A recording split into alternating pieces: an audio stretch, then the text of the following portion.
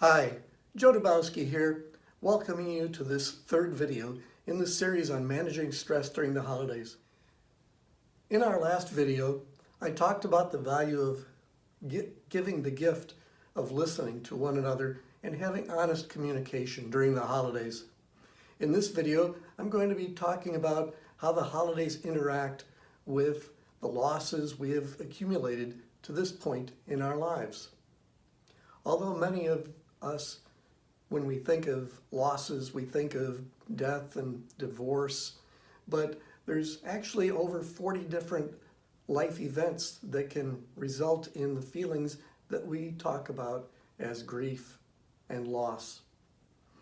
These can include things like the loss of a job, changes in financial stability, moving, losses of health, of safety, trust, security, loss of faith, miscarriages. All of these different events in our lives take a toll on us.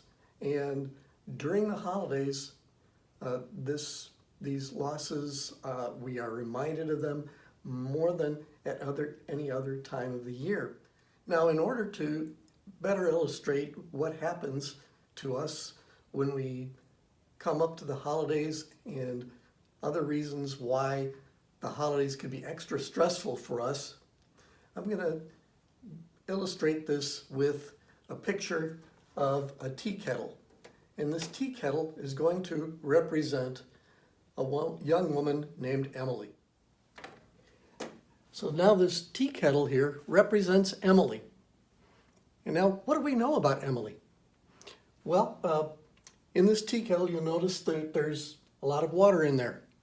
And this water represents all the losses that Emily has experienced in her life.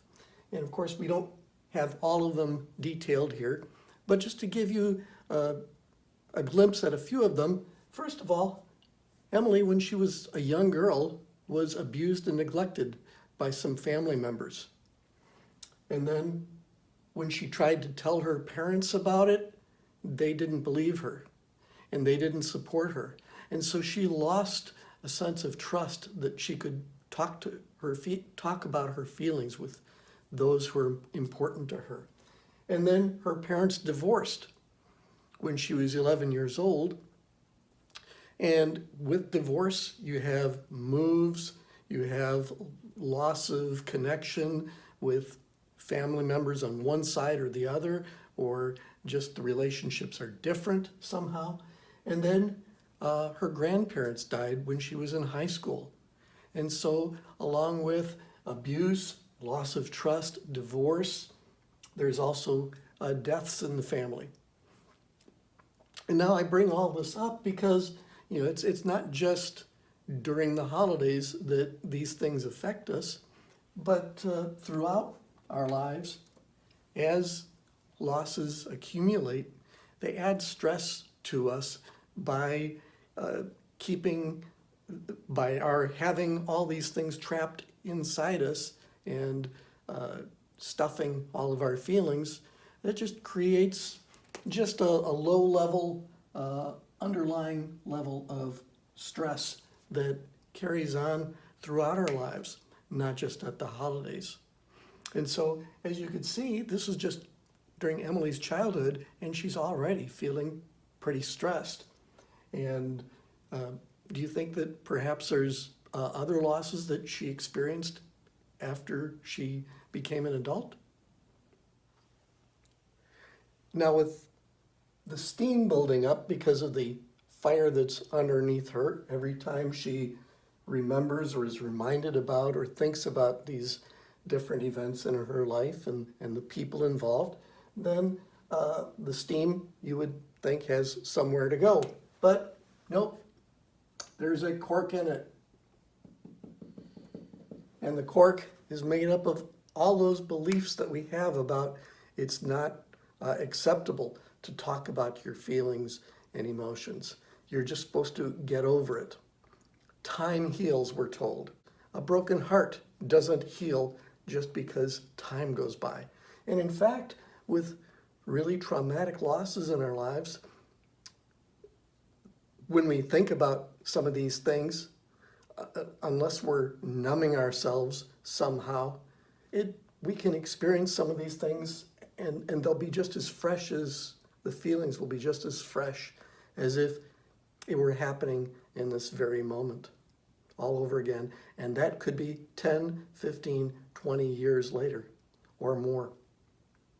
And so time doesn't heal.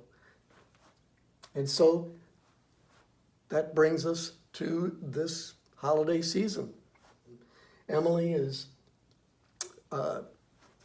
comes to learn that some of the same family members who abused and neglected her when she was young, guess who's coming to dinner? And the flame rises a little. And then she learns or she remembers that there's going to be family members who are not going to be there. And she's sad about that, and as she remembers the grandparents who are no longer living. And then she remembers the boyfriend who broke up with her back in January. And she realizes that here it is, another holiday season, and I'm going to be alone. And then her parents are arguing about who's going to host which holiday this year, and Emily feels torn because she can't be with both of them, these two parents that she loves, at the same time. And she remembers that she doesn't have the perfect family that she's been hearing about on commercials. And then there's all those commercials, those wonderful commercials that we hear this time of year, which tell us what a perfect family is supposed to be and how we're supposed to be happy and joyful this time, and so on. And so we then have the added expectation of, we should be this, we should be that, and so it's all these shoulds that keep that cork hammered in there nice and tight.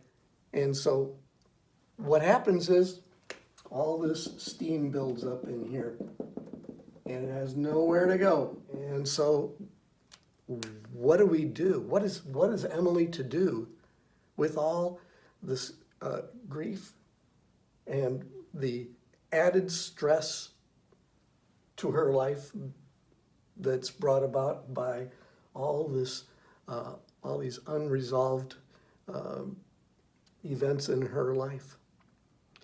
And so, and can you relate to some of these events in your life? And as you answer that question, what are some of the losses that have affected your life? Not just this past year, not just last Christmas or Thanksgiving, but even events from your childhood that affect your happiness this year and add to your stress. And then see how you might relate to Emily in some way. And so in terms of what do we do with all this stress? What do we do about the steam that's in here that is building up? What do we do so that we just don't explode? How do we let off steam? And that'll be the subject of our next video. So thank you so much for watching, and please be sure to like this video down below and respond with comments. And if you have any questions, things that you want to ask, be sure to leave those comments and questions below as well. And I'll look for the next video in a few days. Thank you so much for watching.